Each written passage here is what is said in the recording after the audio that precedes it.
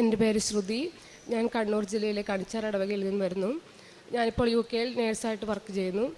ഞാൻ ആദ്യമായിട്ട് ഇവിടെ വന്നത് 2022 മെയ് 8-നാണ്. ഞാൻ 2021 മുതൽ OET ട്രൈ ചെയ്യുന്നുണ്ടായിരുന്നു, UK-യിലേക്ക് നേഴ്സായി പോകാനുള്ള എക്സാം. പക്ഷേ എത്ര എഴുതിയിട്ടും എനിക്കത് കിട്ടുന്നില്ലായിരുന്നു. ഇപ്പോൾ എക്സാം വളരെ എളുപ്പമാണെങ്കിൽ പോലും മാർക്ക് വരുമ്പോൾ എപ്പോഴും ഫെയിലായിരിക്കും. ജസ്റ്റ് 1-2 മാർക്കിൻ്റെ വ്യത്യാസത്തിൽ എനിക്ക് എപ്പോഴും എക്സാം ഞാൻ ഫെയിലാകുമായിരുന്നു. അങ്ങനെ 4 പ്രാവശ്യം OET എക്സാം എഴുതി. അതിനുശേഷം എൻ്റെ ഫ്രണ്ട്സ് പറഞ്ഞു, ഇങ്ങനെ ആലപ്പുഴയിൽ ഉടമ്പടി എടുത്ത് പ്രാർത്ഥിച്ചാൽ എന്തായാലും എക്സാം ജയിക്കുമെന്ന്. അപ്പോൾ ഞാൻ 2022 മെയ് 8 ഇവിടെ വന്നു. ജൂൺ 5 എക്സാമിന് ഡേറ്റ് എടുത്തിട്ടുണ്ടായിരുന്നു. അങ്ങനെ അച്ഛനെ കണ്ടു പ്രാർത്ഥിച്ചു. പ്രാർത്ഥിച്ചതിന് ഫലമായി ജൂൺ 29 റിസൾട്ട് വന്നപ്പോൾ ഞാൻ എല്ലാ വിഷയത്തിലും UK-ക്ക് പോകാനുള്ള സ്കോർ എനിക്കുണ്ടായിരുന്നു. എല്ലാ വിഷയത്തിനും B കിട്ടി. അതിന് ഞാൻ അമ്മ മാതാവിനോട് ഒത്തിരി നന്ദി പറയുന്നു. അതിനുശേഷം 2022 UK-ക്ക് പോകുന്നതിന് മുമ്പായി ഞാനിവിടെ വീണ്ടും വന്നു. ദൈവത്തിനോട് നന്ദി പറഞ്ഞ് പ്രാർത്ഥിച്ചു. പിന്നെ വീണ്ടും ഉടമ്പടി പുതുക്കി. അപ്പോൾ ഞാൻ ഉടമ്പടി നിയോഗത്തിൽ വെച്ചിരുന്നു. ഞാൻ പോയി കഴിഞ്ഞ് ഹസ്ബൻഡ് വരുമ്പോൾ ഹസ്ബൻഡിന് പെട്ടെന്ന് തന്നെ ജോലി ലഭിക്കാൻ വേണ്ടി ഞാൻ ഉടമ്പടിയിൽ വെച്ചിരുന്നു. 1 മാസത്തിനുള്ളിൽ ജോലി ലഭിക്കാൻ വേണ്ടിയിട്ടായിരുന്നു ഞാൻ ഉടമ്പടിയിൽ നിയോഗം വെച്ചിരുന്നത്. ഹസ്ബൻഡ് വന്നു കഴിഞ്ഞ് ഹസ്ബൻഡ് പഠിച്ച കോഴ്സ് ആപ്ലിക്കേഷനായിട്ട് എല്ലാ ഡിപ്പാർട്ട്മെൻറ്റിലും കൊടുത്തിരുന്നു. ഹസ്ബൻഡ് ഹോട്ടൽ മാനേജ്മെൻറ്റിൽ ആയിരുന്നു പഠിച്ചത്. അപ്പോൾ ഞങ്ങൾ അടുത്തുള്ള മെയിൻ ഹോട്ടലുകളെല്ലാം ഇങ്ങനെ CV കൊടുത്തു. ആദ്യത്തെ ഒരു ഹോട്ടലിൽ കൊടുത്തപ്പോൾ അവരത് ആക്സെപ്റ്റ് ചെയ്തില്ല. രണ്ടാമത്തെ ഹോട്ടലിൽ കൊടുത്തപ്പോൾ അവർ പറഞ്ഞു നോക്കാമെന്ന് പറഞ്ഞു. അങ്ങനെ ഞങ്ങൾ അവിടെ നിന്ന് പോയി.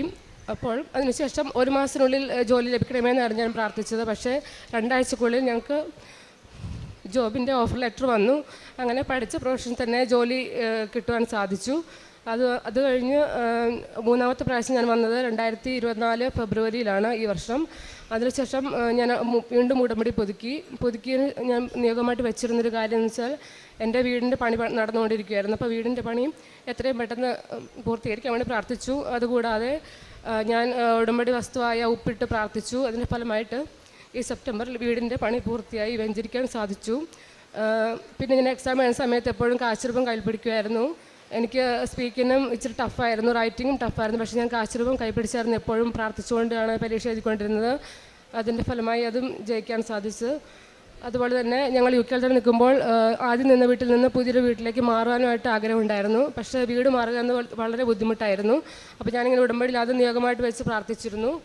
അതിൻ്റെ ഫലമായിട്ട് വീട് മാറുവാനും സാധിച്ചു. അത് ഞാൻ ആഗ്രഹിച്ചപ്പോൾ തന്നെ ഹോസ്പിറ്റലിൻ്റെ അടുത്തേക്ക് വീട് മാറാൻ സാധിച്ചു. നല്ലൊരു വീട്ടിലേക്ക് വീട് തന്ന ദൈവം ഞങ്ങളെ അനുഗ്രഹിച്ചു.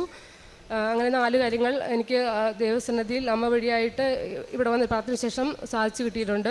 ദൈവമാതാവിന് 1000 നന്ദി പറയുന്നു. ഞാൻ എനിക്ക് പറ്റുന്ന രീതിയിൽ പാവപ്പെട്ടവർക്ക് സാമ്പത്തിക സഹായം നൽകുകയും രോഗികൾക്കും സാമ്പത്തിക സഹായം നൽകുകയും ചെയ്യാറുണ്ട്. ഞാൻ UK-യിലായതുകൊണ്ട് അങ്ങനെ നേരിട്ട് വന്ന് സഹായം ചെയ്യാൻ ബുദ്ധിമുട്ടാണ്. പക്ഷേ എനിക്ക് അറിയാവുന്ന ഇപ്പം നമ്മുടെ വീടിനടുത്തുള്ള ആൾക്കാർക്ക് ഇപ്പോൾ മമ്മി പറയുന്ന വഴിയായിട്ട് എനിക്ക് പറ്റുന്ന സാമ്പത്തിക സഹായം ഞാൻ ചെയ്യാറുണ്ട്.